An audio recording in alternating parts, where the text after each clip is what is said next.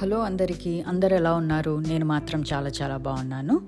ఈరోజు చేయబోయే రెసిపీ పుదీనా టమాటో పచ్చడి.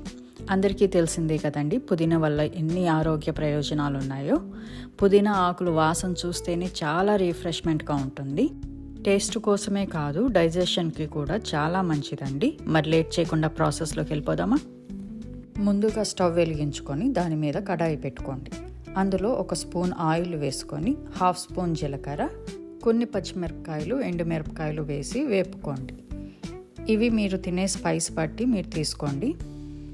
ఇవి కొద్దిగా వేగాక అందులో మనం శుభ్రంగా కడిగి ఉంచుకున్న పుదీనాని వేసేసుకోండి. ఇక్కడ నేను 1 కట్ట దాకా తీసుకున్నానండి. పుదీనా ఆకులు పచ్చి వాసన పోయేంత వరకు వేయించుకోవాలండి. ఇవి బాగా వేగిన తర్వాత ఇవి తీసి మిక్సీ జార్లో వేసుకోండి. ఆ తర్వాత అదే కడాయిలో 1.5 స్పూన్ దాకా ఆయిల్ వేసుకోండి. ఆయిల్ వేడెక్కాక కట్ చేసి పెట్టుకున్న టమాటాలు, కొద్దిగా సాల్ట్ వేసుకొని వేయించుకోండి. ఇక్కడ నేను 2 మీడియం టమాటాలు తీసుకున్నానండి. బాగా కలిపిన తర్వాత మూత పెట్టి ఉడికించుకోండి. టమాటాలు అనేటివి కాసేపు ఉడకాలండి. ఒక 5 నిమిషాల తర్వాత చూసారంటే నీరు బాగా ఉడతాయండి. ఇప్పుడు ఇందులో కొద్దిగా చింతపండు, కొద్దిగా కొత్తిమీర వేసి బాగా కలపండి. ఆ తర్వాత మూత పెట్టేసి మరో 5 నిమిషాలు ఉడకనివ్వండి.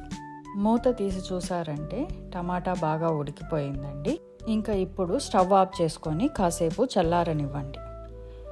ఈలోగా మనం పక్కనుంచుకున్న పుదీనాలో కొన్ని ఎల్లిపాయలు, కొద్దిగా సాల్ట్ వేసుకొని కచాపచాగా మిక్సీ చేసుకోండి. ఈ విధంగా ఉంటే సరిపోతుంది. టమాటో చల్లారిన తర్వాత అది కూడా వేసుకొని మిక్సీ పట్టుకోండి.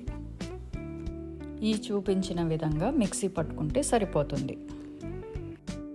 ఆ తర్వాత కడాయిలో 2 స్పూన్ల దాకా ఆయిల్ వేసుకోండి. ఆయిల్ వేడెక్కాక పోపు దినుసులు వేసుకొని బాగా వేయించుకోండి. పోపు దినుసులు కొద్దిగా వేగిన తర్వాత అందులో కొద్దిగా కరివేపాకు, కొన్ని ఎండుమిరపకాయలు, కొద్దిగా పసుపు వేసి వేయించుకోండి.